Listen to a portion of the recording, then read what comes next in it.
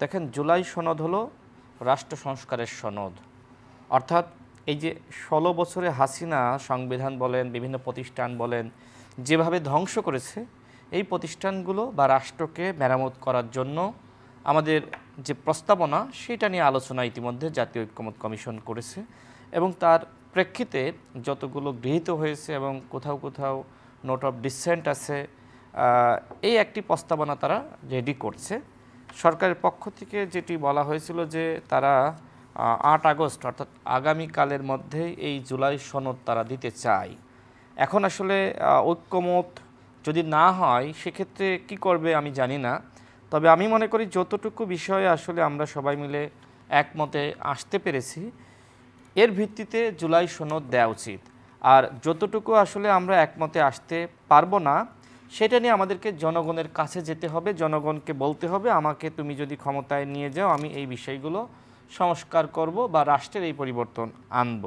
এইবার আসি নির্বাচনের প্রসঙ্গে। দেখেন, নির্বাচন নিয়ে অনেক ধোঁয়াশা ছিল এবং আমাদের দল গণ অধিকার পরিষদের পক্ষ থেকে আমরা অধিকাংশ সময় কিন্তু আমরা নির্বাচনের কথা বলেছি। আমরা বলেছি যে ডিসেম্বরের মধ্যে নির্বাচন দেয়া দরকার। এরপরে যখন অনেক দল বলল যে ফেব্রুয়ারিতে ইলেকশন হতে পারে, বিশেষ করে জামাত ইসলাম প্রথমেই কথা বলেছে রমজানের আগে।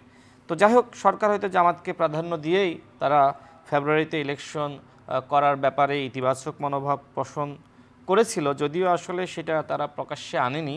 এরপরে লন্ডনে বিএনপির ভারপ্রাপ্ত চেয়ারম্যান জনাব তারেক রহমানের সাথে বৈঠক হয়েছে, সেখানেও নেগোসিয়েশন হয়েছে যে ইলেকশনটা যাতে এপ্রিলে না হয়ে ফেব্রুয়ারিতে হয়। তার মানে এই ক্ষেত্রে ফেব্রুয়ারিতে যদি ইলেকশন হয় তাহলে তো কারোর আপত্তি নাই, বিএনপির নাই, জামাতের নাই, আমাদের নাই, এনসিপির নাই, অন্য কোনো দলের নাই। তো সেক্ষেত্রে ফেব্রুয়ারিতে ইলেকশন হতে যাচ্ছে এবং ইতিমধ্যে মাননীয় প্রধান উপদেষ্টা তিনি ঘোষণা করেছেন, আমরা তার এই ঘোষণাকে সাধুবাদ জানাই। তবে তারপরেও কোনো কোনো দল এখনও বিভিন্ন দাবি দেওয়া নিয়ে সামনে হাজির হচ্ছে যে আমাদের এই দাবি যদি না মানা হয় তাহলে আমরা ইলেকশন হতে দিব না। দেখেন, এই ধরনের, আমি নাম না বলি, আপনি নিশ্চয়ই জানেন, নাম বলে আর বিতর্ক সৃষ্টি করতে চাচ্ছি না। আমি তাদের প্রতি আহ্বান রাখতে চাই, দেখেন নির্বাচনে আপনারা অংশ নেন, অংশ নেওয়ার পরে যদি জনগণ আপনাদেরকে ক্ষমতায় আনে আপনি আপনার দাবিগুলো বাস্তবায়ন করবেন, জনগণের উপরে আস্থা রাখেন। আস্থা রাখতে তো সমস্যা নাই। বিএনপি তো আপনার দীর্ঘ সময় ক্ষমতার বাইরে।